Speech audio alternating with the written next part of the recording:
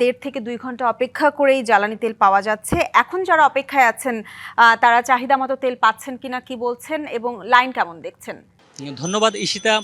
আহ, আগে কিছুদিন আগেও যে লাইন ছিল জ্বালানি তেলের যে পাম্পগুলোতে যে লাইন ছিল সেই লাইন কিন্তু এখন আর নেই, অনেকটাই কমে গেছে। আর যে ভোগান্তি যে বিষয়টা ছিল যে 5 ঘন্টা 8 ঘন্টা 10 ঘন্টা পর্যন্ত সে দাঁড়িয়ে থেকে যে অপেক্ষা করে সে কাঠফাটা রোদে কিংবা বৃষ্টিতে ভিজেও কিন্তু আহ, ঘন্টার পর ঘন্টা দাঁড়িয়ে থেকে কিন্তু তেল নিতে আমরা দেখেছি কিছুদিন আগেও, কিন্তু সেই ভোগান্তিটা কিন্তু এখন আর নেই।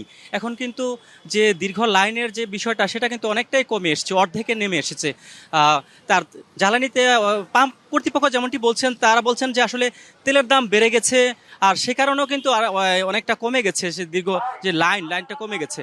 আর এদিকে আমরা যে গ্রাহকদের সঙ্গে কথা বলেছি তারা বলছেন যে এখন তাদের আসলে তাদের চাহিদা মতো তারা তেল পাচ্ছে না, না দিলেও তাদের এখন যে আমরা যে এই মুহূর্তে যে পাম্পটাতে আছি সেটা কুড়িল বিশ্ব রোড একটা পাম্পে আছি। সেই পাম্পে মোটরসাইকেল চালকদেরকে 1,000 টাকা এবং গাড়ির চালকদেরকে দেওয়া হচ্ছে 4200 টাকার তেল দেওয়া হচ্ছে এখানে।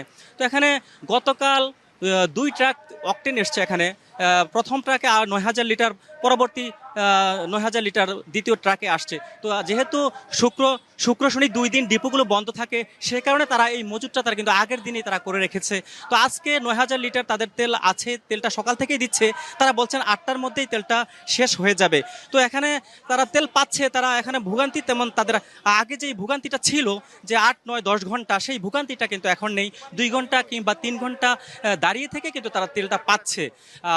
তো তারা যেমনটি বলছেন যে আশা যদি এই তেলের সরবরাহ যদি আরেকটু বাড়ে তো এই ভোগান্তি কিন্তু যে ভোগান্তিটা কিছুদিন আগেও ছিল সেটা কিন্তু কমে আসবে, তারা এমনটা মনে করছেন।